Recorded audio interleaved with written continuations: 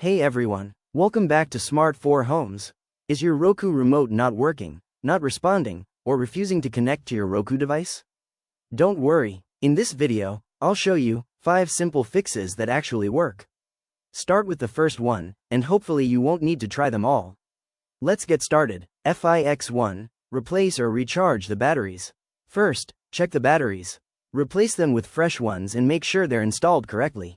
For rechargeable remotes, charge them for a while and test again. If the remote responds, the batteries were the problem. Fix 2. Restart your Roku. Go to Settings, right pointing arrow system, right pointing arrow power, right pointing arrow system, restart, and select Restart. If the remote isn't responding, unplug the Roku for about 30 seconds, plug it back in, and test the remote again. Fix 3. Repair the Roku remote. Your remote may have lost its connection.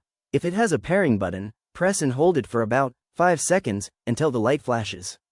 Then follow the pairing instructions on your TV. If there's no pairing button, remove the batteries, restart the Roku, and put the batteries back in. Fix 4.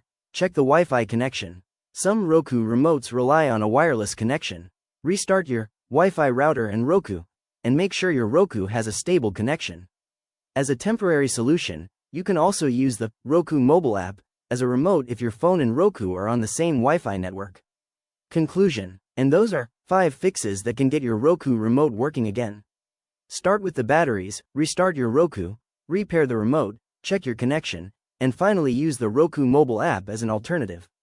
If this video helped you, hit the like button, subscribe to the channel, and turn on notifications for more Roku troubleshooting and smart TV tips. Thanks for watching.